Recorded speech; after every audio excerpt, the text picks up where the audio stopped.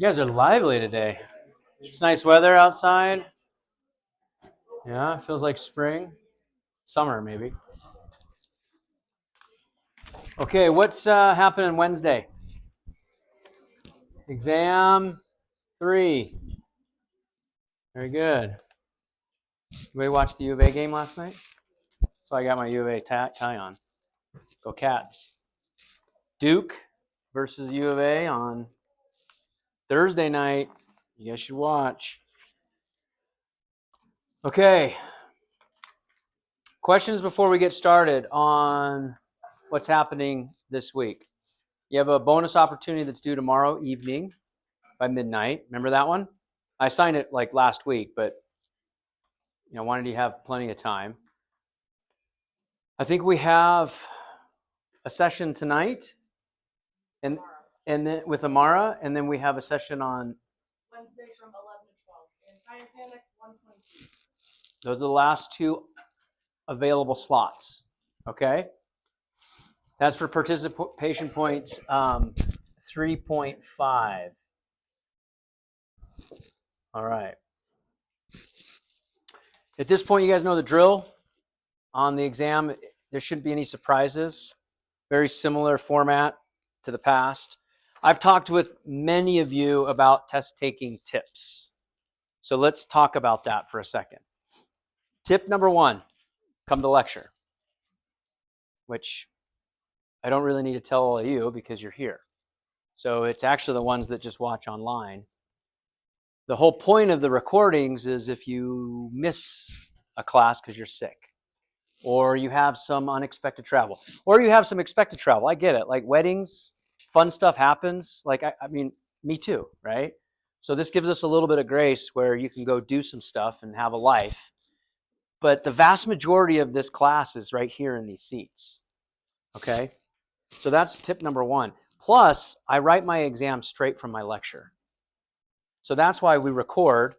So we have a video recording of it. If you miss something, if your notes get a little weary in certain spots, you can look back and say, okay, what did I miss?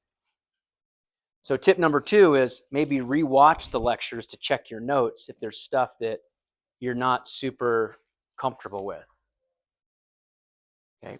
Tip number 3, the TAs and the SI have taken this class and have done this before. They did well in the class, like really well. And so they not only know the material, but they're hand selected by me because I know that they're familiar with it and they understand kind of how I think. So they understand like what I possibly will ask. So that's tip number 3 is review sessions, TA sessions, SI sessions. Tip number 4, there's a study guide. But it's like the 4th thing that I would do. And some of you are doing it as the first thing. It's to reinforce the material, to make sure there isn't a big concept that you forgot to study. Because muscle physiology was a long time ago. We had like a week off. That was before spring break. We did all those lectures. So the study guide's there to kind of remind you like, oh yeah, the actin and myosin. Oh yeah, the cross bridge. Oh yeah, the power stroke. It's to kind of a checklist for you. Kind of like you're going on a trip, right? And you look at the checklist and you're like, oh, I forgot a flashlight. But I got everything else. I got my underwear and socks, but forgot the flashlight. So it's to reinforce. It's not meant to replace the lecture and the recorded video lectures and time with the SI and TAs. And there's still, Amaro's got one tonight. We just talked about that. And then Eliana has one on test day, but Wednesday for your last opportunity to ask some questions. Okay. Tip number 5, during the exam, and then we'll take your question. During the exam, you have an hour and 15 minutes that I know you have available in your schedule. Otherwise, you wouldn't have signed up for this class. There is no reason that you should leave in the first 30 minutes, even if you're done. Stare at the exam for another 10 minutes at the minimum. Review your questions. So many of you have gotten in my office and you're like, oh man, I just misread the question. So frustrated with myself. Slow it down. Here's the anxiety that happens, right? Here's the anxiety. 30 minutes into the exam, right? Turns it in and walks out. And everyone's like, holy crap, they're already done? You have to learn how to ignore that. Okay? And if that's you and you can finish and ace this exam in 30 minutes, which I doubt is the case, more power to you. That's awesome. But try to leave quietly so that you don't distract the rest of the class. And that is so frustrating for you. I get that. But that's a real life lesson. You're going to have to figure out how to find the quiet within the noise, okay, to be successful in these kinds of classes. So people are getting up and rustling 30 minutes into the exam and you're freaking out. You're on question 16 and all you can think about is, how am I so slow? Who cares? Right? It's the tortoise that wins the race, not the hare. Remember that story? So stick with it. Take a deep breath. I call out how much time is remaining. At the end of the hour and 15, there's usually like 2 people in here. That's it, out of 180 of you. So I'm not saying 180 you need to stay all the way till 5:15 on Wednesday, but don't be in such a hurry and try to just, there's plenty of time. You've taken 2 of these exams. There's 50 questions. You have plenty of time. You know that. So it won't hurt you to review those ones that you circle or the star. Make sure you read it correctly. Slow down a tad, okay? Just really try to slow down. And try to just get in your own zone and ignore the stuff around you. I get it can be distracting. And if you're done early, please try to be sensitive. I was exaggerating, right? Nobody really does it that way. But, you hear the seat come up and you're like, oh my gosh, now I'm all worried about stuff, okay? Does that help? We have an easy lecture today, so we'll get into it though. What do rotten eggs, rotten fruit, and spoiled milk? What are they? What are rotten eggs, rotten fruit, and spoiled milk? Groceries. What type of dance do teachers like best? Don't worry, I won't demonstrate. Attendance. And this one was a submission from a student from a couple of years ago. Did you hear about the claustrophobic astronaut? They needed space. I thought that was a good one. With the return of the astronauts recently. There was a question in the back. Did you have a question earlier? You figured it out. Sweet. I love those kinds of questions. The figure them out yourself questions. Okay.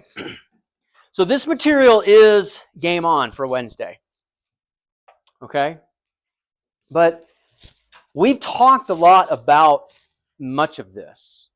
The stuff that's going to be a little bit new is some of the specifics, not just on how the spinal cord is organized, but also specifics on reflexes. And that's it. That's the 2 kind of topics today. We'll finish early. And then you can go do your bonus assignment, okay? While you're waiting to go to Amara's review session. Okay? So the major parts of the spinal cord, and this is a slice. This is a transverse slice like this. And we're looking down. We talked about that. And we see this organization of the anterior portion towards the front and the posterior portion towards the back.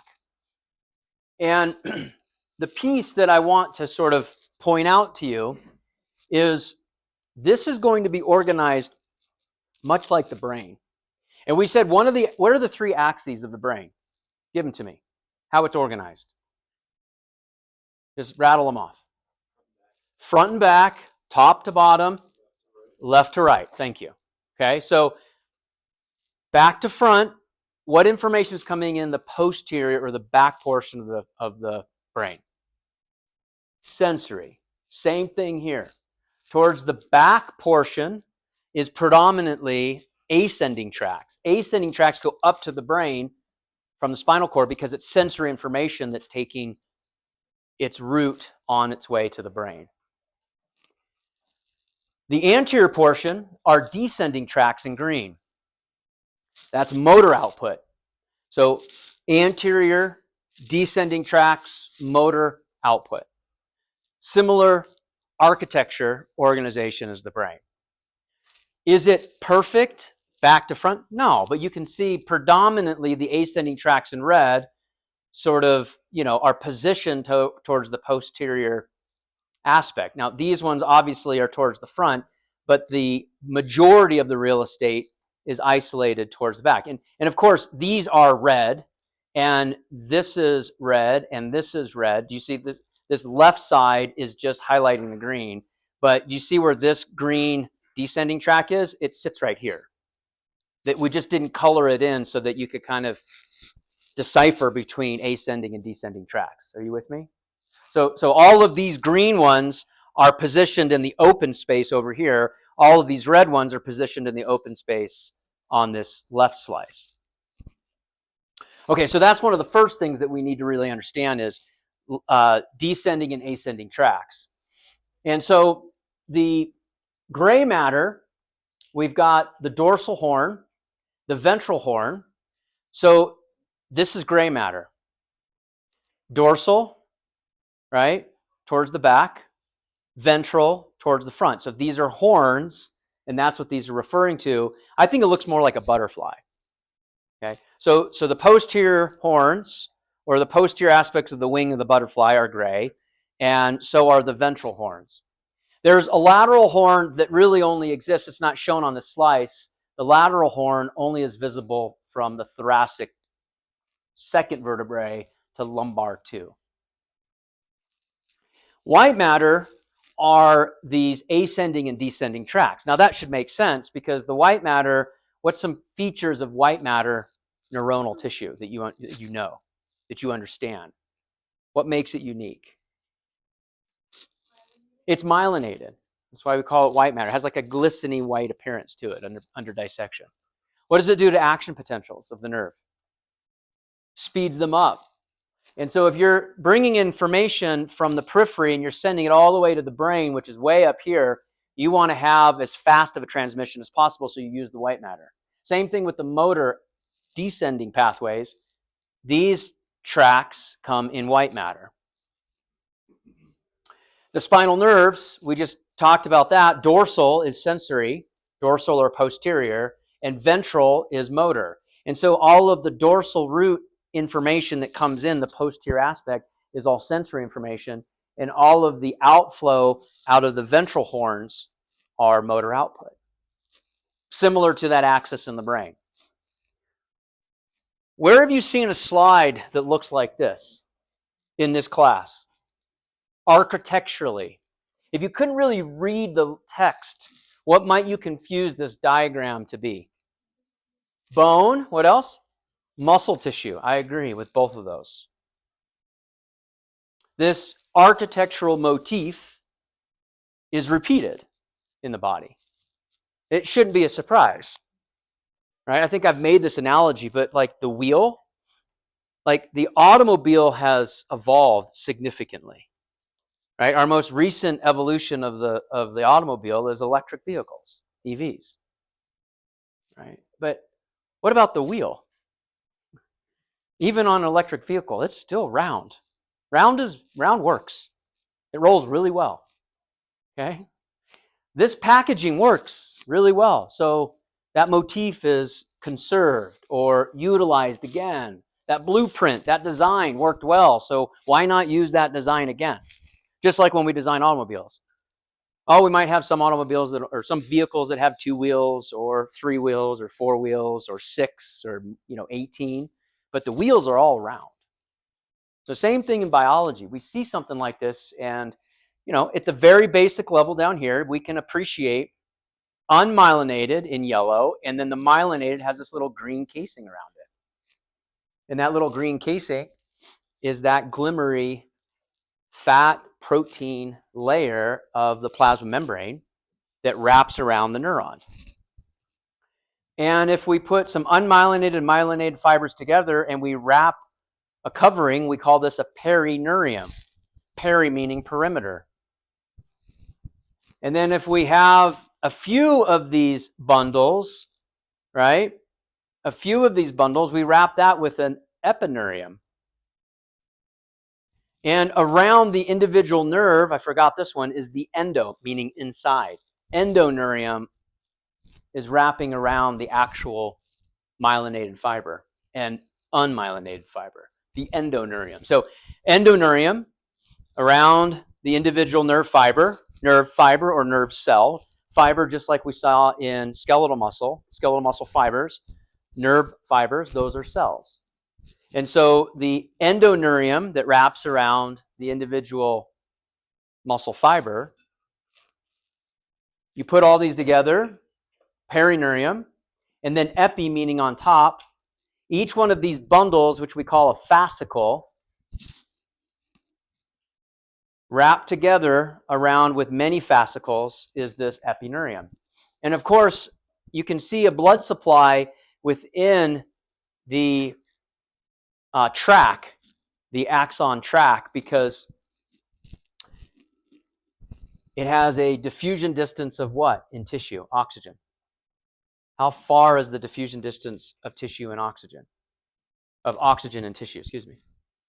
It's about 250 microns. Just we saw that in bone. So as bone expands, you need more vascular supply. Same thing with as you organize the neuron, you need more blood supply. So you have blood supply peppered throughout and within and surrounding these fascicles that are bundled together to make the nerve and are packaged with the epineurium. Okay? Kind of similar, some unique characteristics of nerve, but very similar to bone, very, very similar to the way muscles are organized. So spinal tracts. So we're talking here about ascending tracts. Are we primarily utilizing the posterior aspect of the spinal cord or the anterior aspect of the spinal cord? Posterior for ascending. Sensory information going up. Posterior, sensory, ascending tracts. So they go up to the brain via ascending tracts. The next slide, we're going to show descending tracts that actually go down on the anterior aspect. But there's some terms that we need to talk about. So a tract is a collection of nerve fibers or axons in the central nervous system. And then in the periphery, we actually refer to it as a nerve. But in the central nervous system, we refer to it as a tract. So that's how you know in the literature if you're talking about CNS or PNS, central nervous system versus peripheral nervous system. A tract is going to give you a dead giveaway that you're talking about the central nervous system. So let's take a peek here and talk about some of these terms as we define them. So here at the very bottom, we're working way all the way up to the somatosensory cortex, the postcentral gyrus. Okay, that's in the parietal lobe. Remember, the frontal lobe is the motor cortex. The sensory cortex is in the parietal lobe. The somatosensory cortex, postcentral gyrus. That's our destination.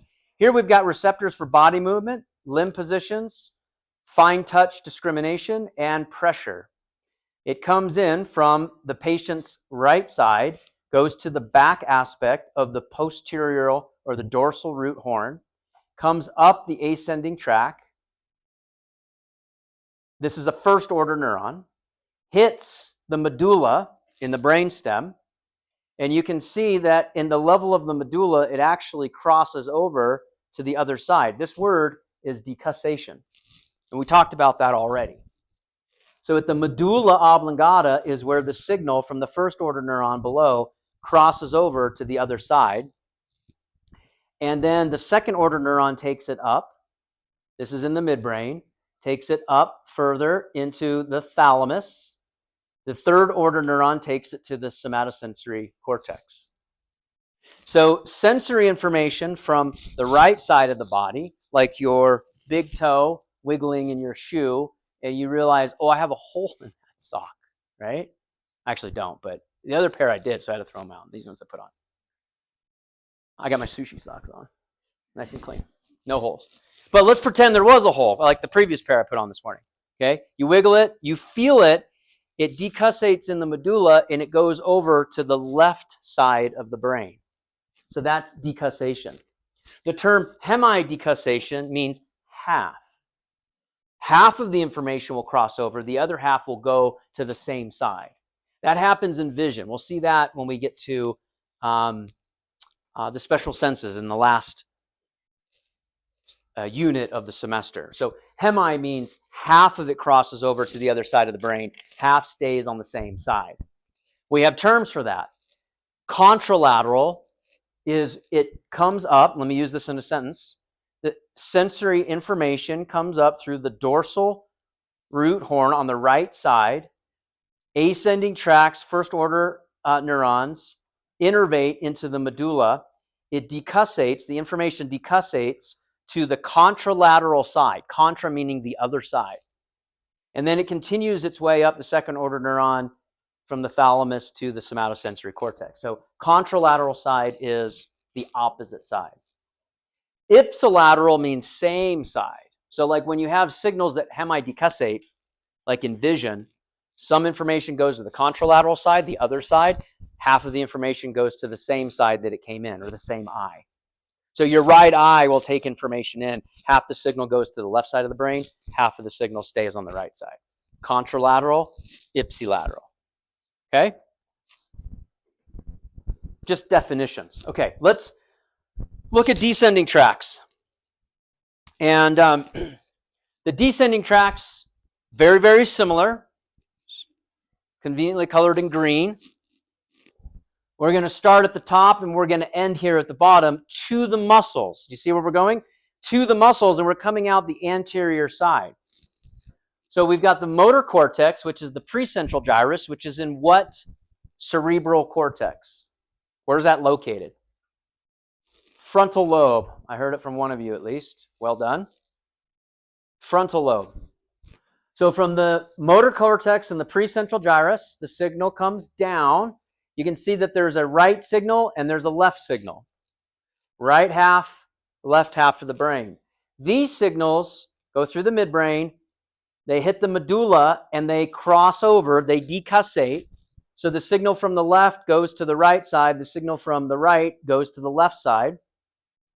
And this is why our stroke patients that have a stroke on the left hemisphere will have partial paralysis on the right side, right? Droopy right face. So conveniently, the medulla, it decussates on its way up and on its way down. You just have to remember that. It's the same for both. And then it's coming down these descending tracts.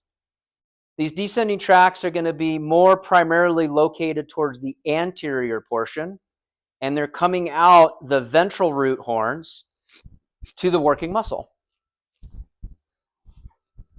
So, I do not expect you to memorize all of these terms. What I want you to be able to appreciate or know for Wednesday are where the signal crosses at the medulla. What's that fancy word? Decussates. Ascending tracts or sensory information primarily comes from the posterior aspect up. And motor information or descending tracts primarily utilize the anterior or the front of the spinal cord. Okay? That pretty fair? Okay, perfect. Thank you. More of a rhetorical question, but I don't mind you participating.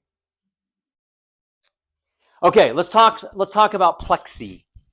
So singular is plexus. A nerve plexus is a network of intersecting nerves. That's it, simply put. A network of intersecting nerves. And so throughout the body, we have lots of nerves that form these networks or these plexi. Remember, singular is a plexus.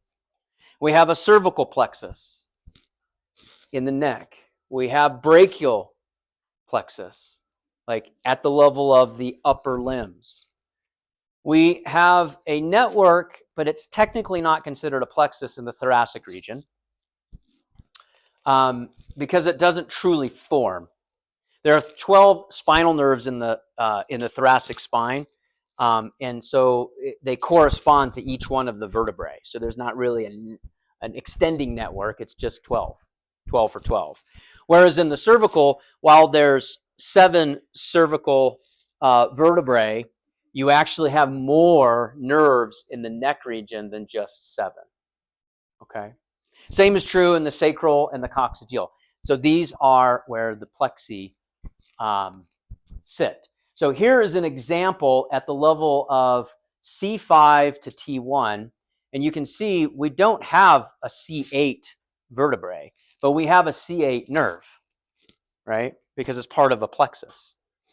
And so what's happening here is, and again, I don't need you to memorize all of these nerves. I just want you to appreciate the following. You can see off of the neck, if you have a neck injury, to the left arm, you would have the ulnar nerve, the median nerve, and the radial nerve that all extend down.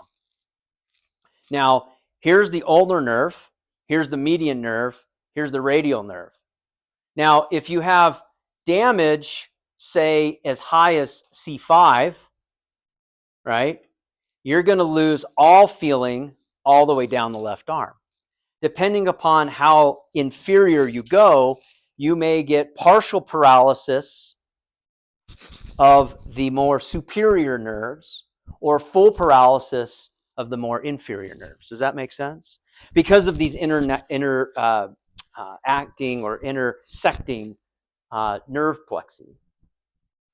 And so it's not very straightforward. So you have a neck injury, a patient that gets in an automobile accident or a motorcycle accident and fractures their neck. And you've heard this. Are they paralyzed? Well, we don't know yet. Well, why? Well, it's complicated. Okay? It looks like they have partial feeling in their arms, but we can't get them to wiggle their toes yet. Doctors said the inflammation may subside and maybe the feeling will come back in their lower limbs. But they can use their arms. Well, they can use their right arm really well and partially move the left arm. Then 3 days later, oh, the left arm's fine now, and we're starting to wiggle our toes. I'm going to make it a positive story for this purpose, okay? Because the inflammation is wearing down, subsiding, and the pressure is being alleviated off of the nerves. But this is the reason when you have nerve damage and you have trauma, there's not a great answer for every circumstance. Well, where did they fracture? Well, they fractured it at the neck at like C5. Well, shouldn't they know where the nerves are? Well, yeah, but it's kind of complicated. Look at this right here. Okay? So just for you to appreciate, like we don't have a one-to-one relationship when we're talking about nerve damage, specifically when we're talking about nerve plexi. Okay, ascending tracts, afferent tracts. Afferent meaning what? To the brain. Motor descending tracts are called efferent, like to the effector organ with an E. So what's the right answer in this particular question? Ascending tracts do which of the following?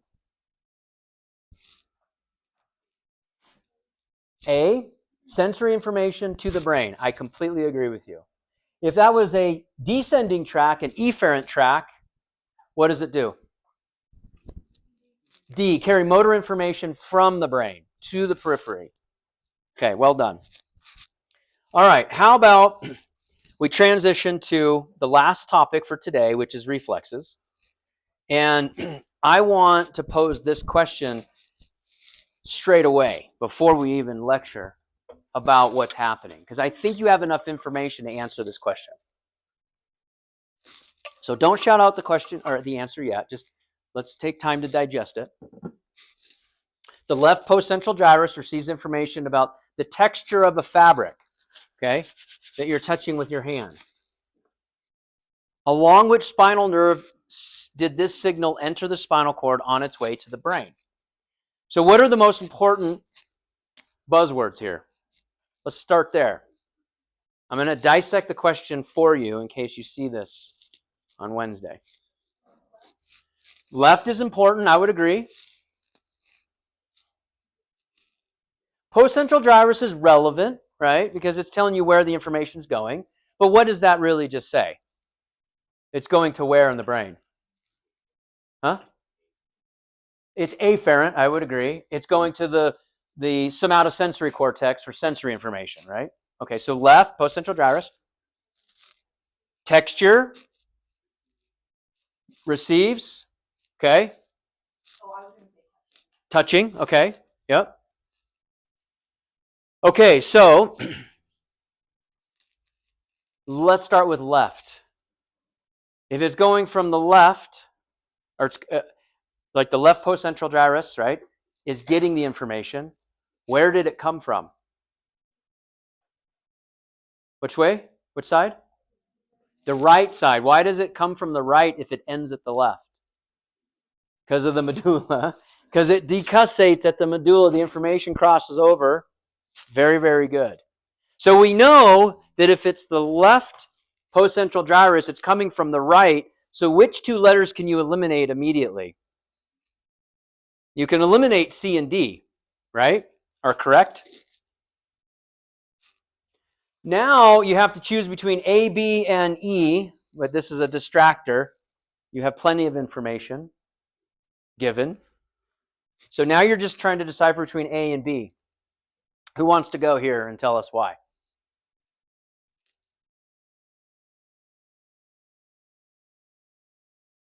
A and B are on the right side. It goes to the left. It decussates at the medulla.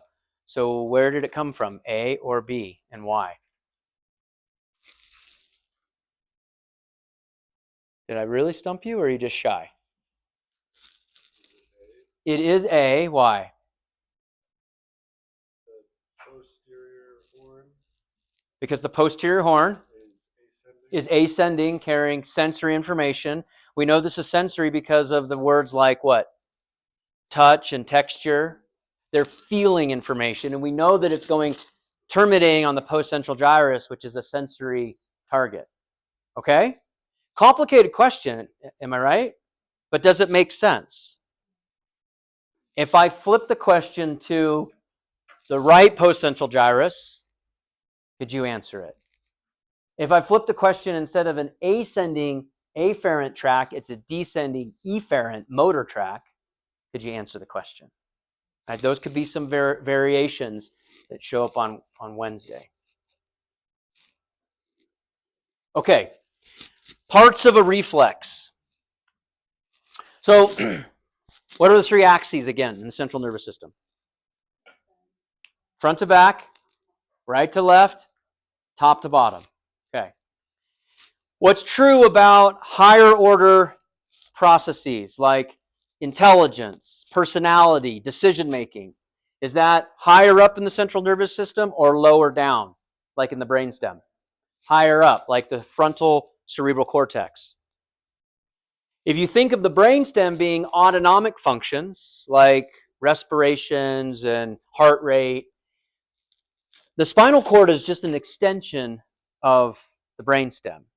And so it gets to very basic functionalities like reflexes, like things that you really don't even think about, things that you actually have a tough time overriding, right? Like if you're in the doctor's office and they tap your knee, like it's hard for you to not do that action. Does that make sense? So we're talking about reflexes, and the central nervous system, specifically the spinal cord, plays a huge role in bringing information in from a sensory standpoint and then right back out via motor. So the reflex is here. The reflex is in and then right back out, in and then right back out. Simultaneously, you send information up to the brain, but by the time the information gets to the brain, the reflex has already happened. So we're going to talk about two examples, but specifically. But there's four main characteristics of a reflex. Number one, they're stereotypical. We're not supposed to stereotype, right? They tell you that in grade school. But sometimes it's really helpful, right? It helps you categorize certain things. You just can't do that with people. That's not allowed. But with a reflex, they're stereotypical. They're predictable. They occur in essentially the same way every single time. A reflex. They're quick. Second characteristic, they're very fast. Third characteristic, they're involuntary. They actually happen without thought or without intent. And number four, they need stimulation. They respond to some sort of sensory input. Those are the 4 characteristics of a reflex. So in this system of a reflex, right, your physician taps your kneecap, and all of this is happening for you to actually extend this motion. So let's start at step number 1. Right? We've got a extensor muscle. That's the muscle that does this, that extends the knee. This extensor muscle is stretched when you do that motion. There is an organ in here, a structure known as the muscle spindle, which is the first example of a reflex that we're going to talk about. This muscle spindle is opened up here. It's sliced down the middle and opened up so you can actually see it. And these little fibers are wrapped around the muscle fiber. They're like little kind of wires that are wrapped around the muscle fiber to give feedback about what's happening at the level of the muscle.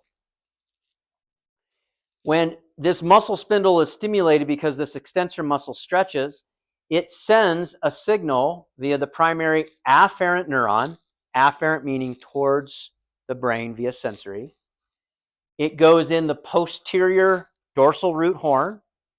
There's an inner neuron that synapses onto a motor efferent neuron that goes right back to the muscle.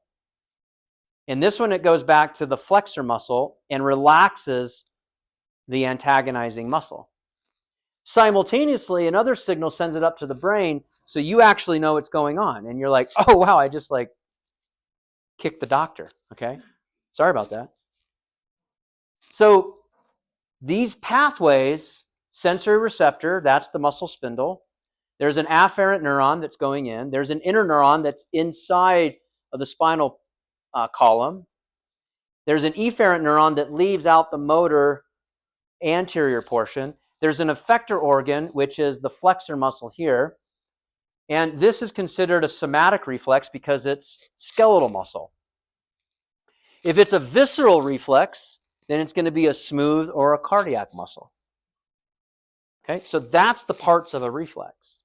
And that's kind of the point of the spinal cord, because it's occupying kind of the mid part of the body where you can send all of these signals out, bring all these signals in, and regulate a lot of stuff in the periphery without ever having to make it to the brain. It's very effective. It's like a local government that regulates that particular town, for example, instead of just having like the federal government. Can't believe I just used government as an example in an anatomy and physiology class, but If somebody was talking like muscle spasm, what would necessarily be wrong? What part of this? muscle spasms. Question about muscle spasm. Typically, a muscle spasm is going to be at the level of actin and myosin and either the contraction event or the relaxation event. So it's either an issue with sodium, potassium, or calcium. Okay. So a lot of muscle spasms are cramping. Like if you're an elite athlete and you run into major cramping, that's why they tell you like have a banana. It's high in potassium. It will help with relaxation. Okay. A lot of our sport drinks, not the ones that are like, energy drinks, but like the original Gatorade is not the sugar-free. That one's kind of dumb, but so Gatorade was a University of Florida professor that invented it for the football team, the Gators, the Gatorade, and he was an exercise science professor and created this electrolyte fluid that had sugar for fast energy, and it had potassium and sodium. And it's really like almost the perfect mixture. Maybe if you blend it with half water and half Gatorade, it's probably even more perfect. And then you want it warm because gut absorption actually is faster when you have a warm fluid. And if you were to carbonate it, it actually absorbs even quicker. But these were things that he didn't do in the original. But that fluid is actually fantastic for pre, during, and post-workout. So a lot of the cramping that you experience is because of these electrolytes that are just, out of whack because you've been exercising so much. Okay. So in the spirit of these two examples, the muscle spindle, and then we'll talk about the Golgi tendon, and then we're done. So this is a magnified view of this structure that looks like a spindle, and we sliced it down the middle and opened it up. Okay, so it doesn't. This is usually closed, but this prep is opening this up so you can kind of see how these fibers are actually wound around the muscle fiber, right? These nerve fibers are wound around the muscle fiber. Now we've got muscle spindle has intrafusal muscle fibers, which are inside, and it has extrafusal muscle fibers, which are outside. It has both. What I care about isn't as much those details for the exam. What I care about is that you understand that the muscle spindle is detecting changes in muscle length. Changes in muscle length. So it's a protective mechanism so that you don't overstretch the muscle. You get feedback about where the muscle is in a contraction event, in a stretch event. So it's giving you constant information about muscle stretch. So, for example, you've all done something where you're like, oh man, that's too far, and you feel like you're about to tear something. That feedback on muscle length is coming from this organ, this structure, that's telling you where you are in the contraction of that muscle. It's a reflex. You don't even think about it. You just know. Does that make sense? Like, you know when you're doing a movement and you're like, ooh, that's dangerous. I think I'm right on the edge, or I went too far, or I can't go any further. There's no question about that. So the way this kind of can work in practice is called a flexor withdrawal reflex. So a flexor withdrawal reflex that's giving you information about what's happening is, in this situation, we've got words like ipsilateral, we've got contralateral. So here this individual stepped on glass, or like a sea urchin, as they're walking through the ocean.